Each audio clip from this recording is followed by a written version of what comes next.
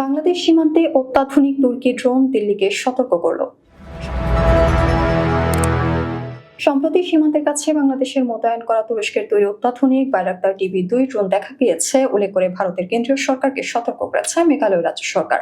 এই খবর দিয়েছে ভারতীয় গণমাধ্যম NDTV। খবরে দাবি করা হয়, সীমান্তের কাছে তুরস্কের তৈরি বাইরাক্তার TB2 মনুষ্যবিহীন আকাশযান দেখা যাওয়ার পর কেন্দ্রকে সতর্ক করেছে মেঘালয় সরকার।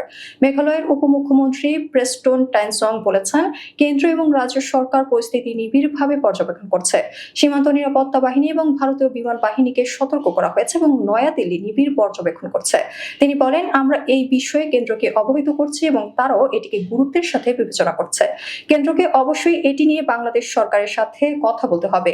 NDTVর খবরে বলা হয়, মেঘালয় রাজ্যের বাংলাদেশের সাথে 443 কিলোমিটার সীমান্ত রয়েছে। আন্তর্জাতিক সীমান্তের শূন্য রেখার প্রায় 200 মিটার দক্ষিণে পূর্ব খাসি পাহাড় জেলা সোহরা এবং শেলার কাছাকাছি UAV গুলোকে সম্প্রতি দেখা গেছে। বিমান বাহিনী সহ ভারতীয় নিরাপত্তা সংস্থাগুলো ভারত বাংলাদেশ সীমান্তে নজরদারি জোরদার করেছে। সপ্তাহখানেক আগে ভারতীয় গণমাধ্যম ইন্ডিয়া টুডে ও নবভারত খবর প্রকাশ করে, ভারতের পশ্চিমবঙ্গের কাছে তুরস্ক নির্মিত ড্রোন মোতায়েন করেছে বাংলাদেশ। এমন খবরের ভিত্তিতে বাংলাদেশ সীমান্তে নজরদারি জোরদার করছে ভারত। যদিও বাংলাদেশের পক্ষ থেকে বিষয়টি নাকচ করে দেওয়া হয়।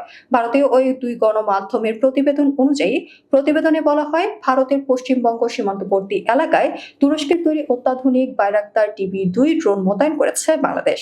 ধারণা করা হচ্ছে, ভারতের সঙ্গে সম্পর্কের উত্তেজনা বৃদ্ধি পাওয়ায় এ ধরনের পদক্ষেপ নেওয়া হয়েছে।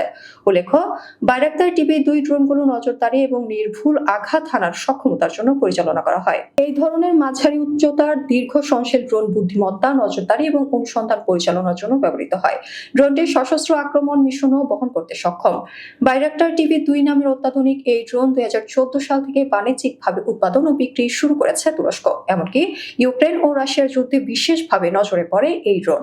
এই ড্রোন ব্যবহার করে রাশিয়ার মস্কোভা যুদ্ধজাহাজ, অস্ত্রাগার, কয়েকটি কমান্ড সেন্টার এবং রুশ লক্ষ্যবস্তুতে সফলভাবে হামলা করেছে ইউক্রেন। অতীতে সিরিয়া ও লিবিয়া যুদ্ধেও এই ড্রোনের ব্যাপক প্রয়োগ দেখা গিয়েছে। চলতি বছরেই তুরস্ক থেকে 16টি এই ড্রোন কিনেছিল বাংলাদেশ। 7600 মিটার উচ্চতায় উঠতে পারে ড্রোনটি। ঘন্টায় 230 কিলোমিটার গতিতে এর সর্বোচ্চ উড়ান ক্ষমতা 300 কিলোমিটার। ওজনে এটি মার্কিন ড্রোন MQ-9 রিপারের তুলনায় 8 ভাগের 1 ভাগ। শুধু তাই নয়, এই ড্রোন আধুনিক ট্যাঙ্ক ধ্বংস করতে সক্ষম। লেজার নির্দিষ্ট ক্ষেপণাস্ত্র বহন ও চালনা করতে পারে। একটি ড্রোনে 4টি ট্যাঙ্ক বিধ্বংসী লেজার নির্দিষ্ট ক্ষেপণাস্ত্র পাঠানো যেতে পারে এবং 150 কেজির ওজন বহন করতে পারে। শত্রু শিবিরে ঢুকে দ্রুত আঘাত হানতে সক্ষম এই ড্রোনের কয়েকটি হামলার আগে কর্কশ শব্দ করে। এতে শত্রুপক্ষ আচম্বিতে ভয় পেয়ে মনস্তাত্ত্বিকভাবে হকচকিয়ে যায়।